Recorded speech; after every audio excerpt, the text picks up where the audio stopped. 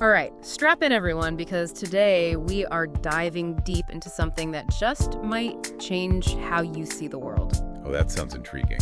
It's Black Swan Theory. Okay, I've heard that term before. And let me tell you, it really gets you thinking. So, refresh my memory. What's the core concept again? Imagine this. You're living in a world where every swan you've ever seen is white, right?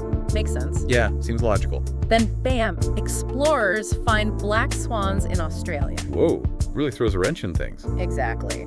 Turns out our neat little assumptions can be blown apart in an instant, and that's Black Swan Theory in a nutshell.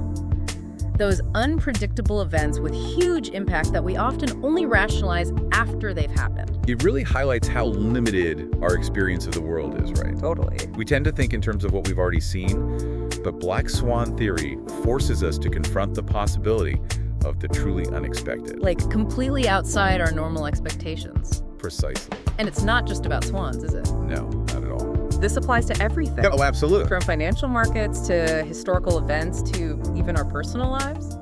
I think we've all had moments where something happened that just seemed to come out of nowhere, something that totally changed the game. Right, like it makes you question everything you thought you knew.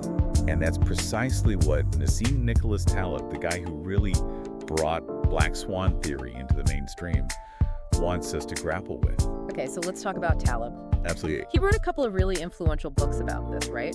Fooled by Randomness, and then The Black Swan. Yes, those are his most well-known works on the subject. So what's the main argument he's making? Taleb's central point is that we often underestimate the role of randomness in our lives. Randomness? Meaning unpredictable events, those things we can't foresee or plan for. Oh, like those curveballs life throws at us? Exactly.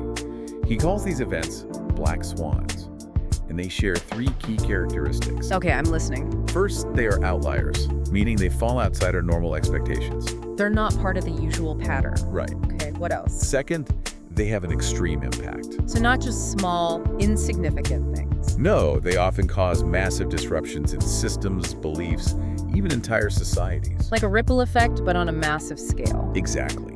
Okay, so they're outliers, they have a huge impact, and what's the third thing?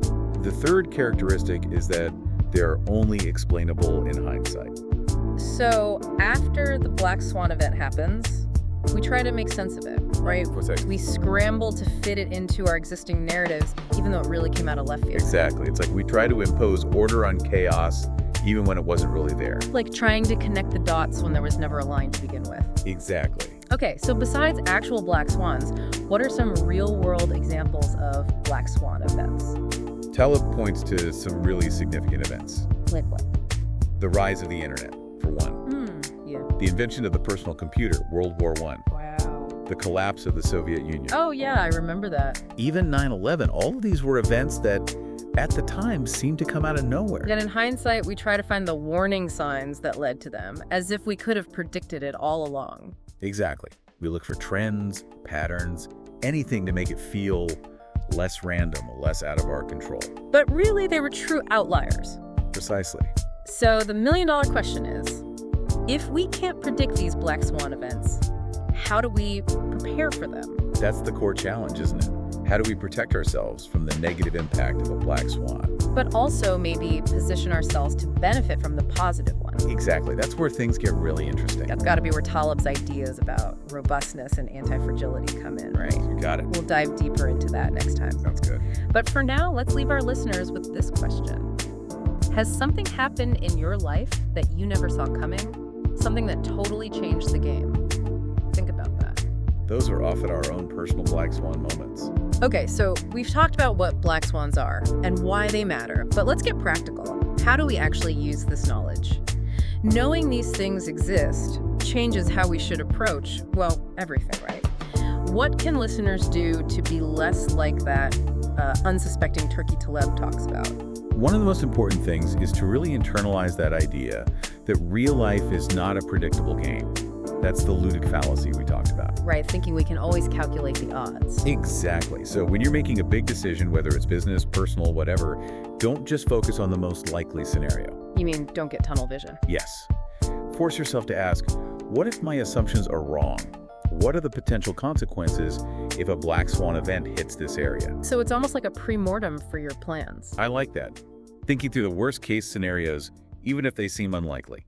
But how does that help, really? I mean, worrying about everything that could go wrong sounds kind of stressful. It's not about worrying, it's about preparing.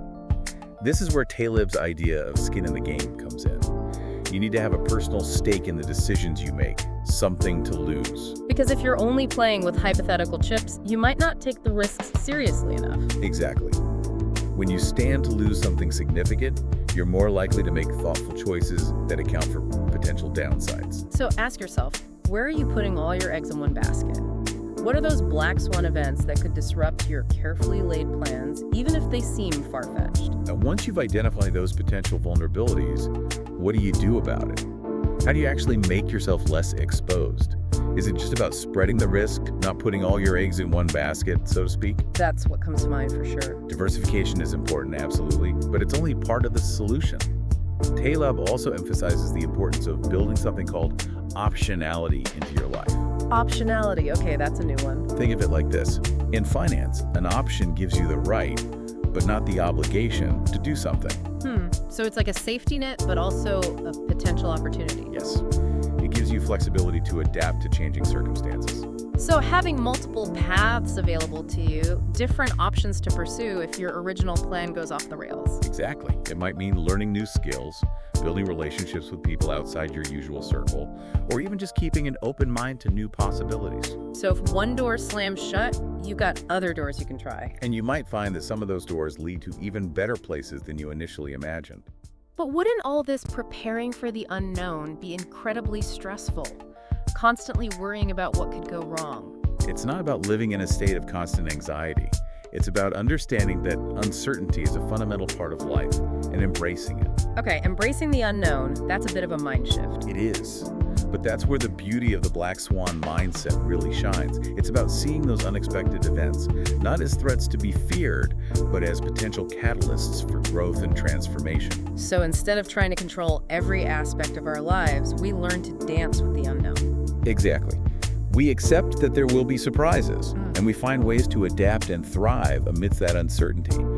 But of course, not all black swans are positive, right? Right, that's what I was thinking. Some of them are downright disastrous. Absolutely. Some black swan events can be devastating. But even in those situations, the principles of robustness and optionality can be incredibly helpful. So it's about damage control, minimizing the negative impact when the unexpected hits. Exactly. Imagine two businesses. One built on rigid structures and assumptions, the other designed with flexibility and adaptability in mind. Okay, I'm picturing it. When a black swan event hits a sudden economic downturn, a disruptive technology, whatever it might be, the rigid business might crumble, while the adaptable one can bend and reshape itself to weather the storm. Kind of like the difference between a tree that snaps in a hurricane and a reed that bends with the wind. Perfect analogy. So, in a way, even negative black swans can be valuable. Valuable? How so? They often reveal the flaws in our thinking, those hidden vulnerabilities we weren't aware of. It's a painful lesson, for sure, but it forces us to reevaluate our assumptions and adapt our strategies. So even when they're negative, they can be opportunities for growth, for becoming more resilient. Precisely. And that leads us back to Taleb's core message. The Black Swan Theory isn't about predicting the future, it's about preparing for it. It's about understanding the limits of our knowledge, embracing uncertainty, and building systems both internal and external that can not only withstand the unexpected, but potentially even benefit from it. It's a really empowering way to look at it. Instead of being victims of circumstance, we become active participants in shaping our own destiny, even in the face of the unknown. Exactly. We acknowledge that we can't control everything, but we focus on what we can control, our own choices, and how we respond to the events that life throws our way. And that's where true strength lies. So we've explored these black swan events, how they can really shake things up. And how, even though we can't predict them, we can prepare for them. Right, build those shock absorbers into our lives and systems. Yeah. But I think what's really fascinating is that this isn't just about, like, battening down the hatches and waiting for the storm to pass. It's not about hunkering down in a bunker, that's for sure. It's more about, like, learning to surf those waves of uncertainty. It is a shift in mindset, isn't it? Instead of fearing the unexpected, we can learn to see it as a source of potential. Okay, so less doom and gloom, more bring it on. Exactly. I think that's what Taleb is really getting at with the whole idea of anti-fragility. Right, not just surviving, but actually getting stronger because of these distractions. Precisely. It's like, instead of trying to create a world where nothing unexpected ever happens, which is impossible, by the way, Yeah, good luck with that. we focus on building systems that can adapt, evolve, and even benefit from those shocks. So it's about resilience, but it's also about creativity and innovation, right? Being Right. able to turn those unexpected events into something positive. Because let's be honest, some of the most amazing things in history, inventions, discoveries, even social movements, have emerged from those moments where the old order was disrupted. Oh, I completely agree. Think about the Renaissance, for example. It was born out of the chaos and upheaval of the Middle Ages. Or the internet, which emerged from military research. It's wild when you think about it. And that's what makes the Black Swan Theory so exciting, I think. It gives us a framework for understanding not just the risks, but also the possibilities that come with uncertainty. Exactly. And it challenges us to move beyond that fear of the unknown and embrace the fact that the future is not predetermined. That we have the power to shape it, even if we can't control every detail. Precisely.